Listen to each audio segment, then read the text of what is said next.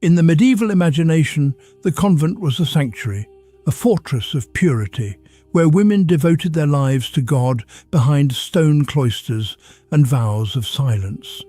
But from Yorkshire to Rome, records reveal that daily life for many nuns was far more complex and far less obedient than most expected. Not all who entered the veil stayed behind it in spirit.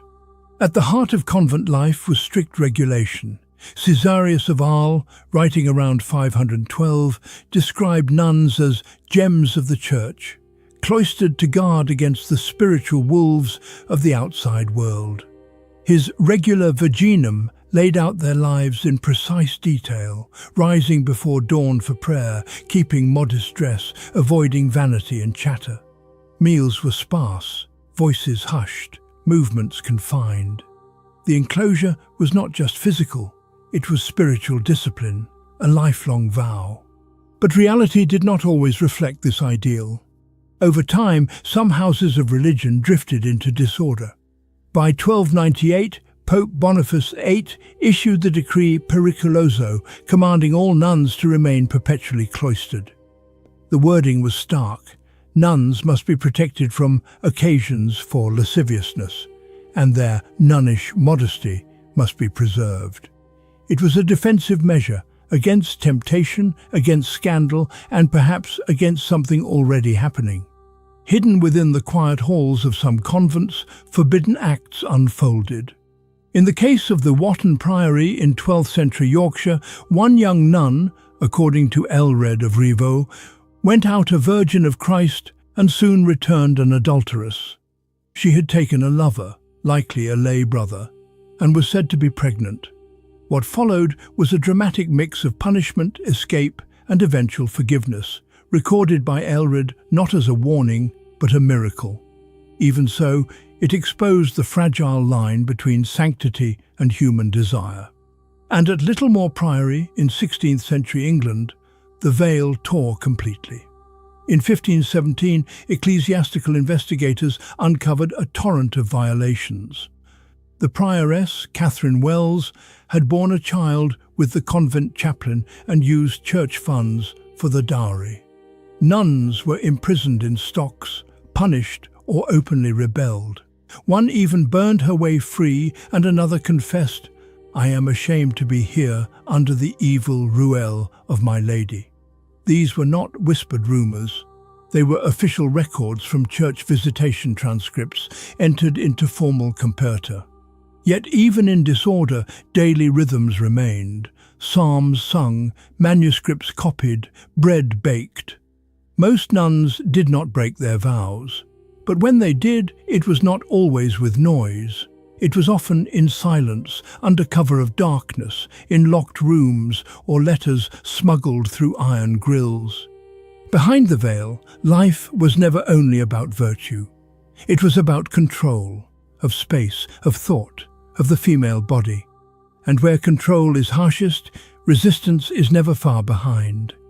Convent dungeons, the secret trials behind cloistered walls. A woman vanishes from her convent in the dead of night. No crowd witnesses her departure, no records name her captors, only a single phrase in a legal roll, taken by persons unknown. But what happened within the cloistered walls before she disappeared remains unwritten, and it is there in the silence that the shadow of the convent dungeon begins to take shape. In medieval Europe, convents were spaces of prayer, isolation, and obedience. But they could also become spaces of punishment, places where transgression, whether imagined or real, was met not with public trial, but with secret correction. The walls that shielded virtue could just as easily conceal coercion. In 1304, at the Benedictine Priory of Clementhorpe in Yorkshire, a nun named Cecilia was reportedly taken by night. The record is terse. She was removed along with goods, and the culprits unnamed. 2 years later, at the Cistercian convent of Kirklees, another woman, Elizabeth de Hopton, was seized under similar circumstances. In both cases, the official entry in the King's Justice roll suggests not scandalous elopement, but covert abduction.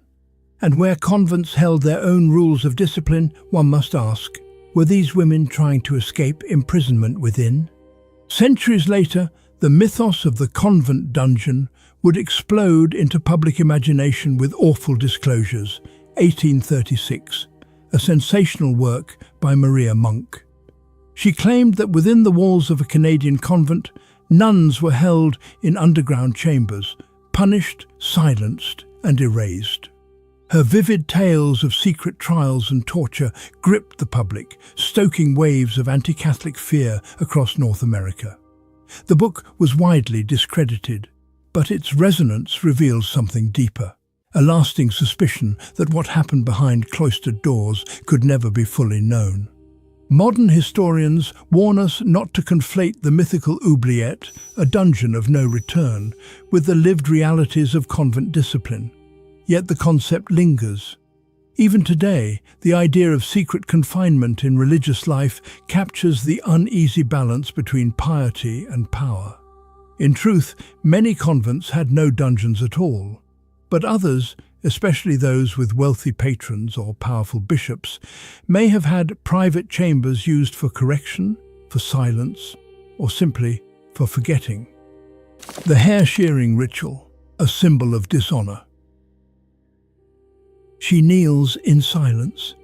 Her head is bowed, and in a single deliberate motion, the blade scrapes across her scalp, stripping away not just hair, but status, dignity, and identity.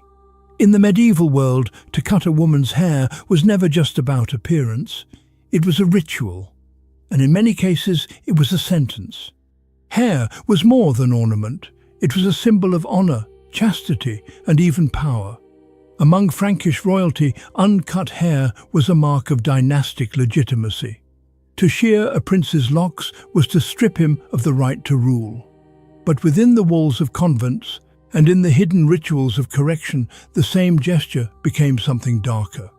The Merovingian chronicles tell of royal women entering religious life through the ceremonial cutting of hair. In one such case, a mother, renouncing worldly ambitions for her daughter, seized iron shears and shaped her child's hair into a crown, a gesture of sanctity. This was not shame, but sacred dedication. Yet, in other contexts, the blade told a different story. Medieval legal records and ecclesiastical accounts reveal that hair shearing could be a punishment, a mark of disgrace dealt to nuns who violated their vows. Though rarely detailed explicitly, scholars have traced a pattern. Women accused of sexual misconduct or rebellion might be forcibly tonsured, not in a holy rite, but in a punitive gesture designed to humiliate. This is echoed in legal codes and penitential practices, where a married woman accused of adultery might be forced to appear with her hair disheveled or removed, signaling moral failure. Hair, once braided as a symbol of virtue, became a canvas for dishonor. But even here, meanings collided. In the early Christian church, tonsure, shaving the crown or clipping the sides, was sacred. It was called the double crown, a mark of devotion to Christ. For monks and nuns alike, the act signified renunciation of vanity and the world. A paradox emerged. The same blade could sanctify or disgrace, depending on who held it and why. In the end, the hair shearing ritual was not about the hair itself.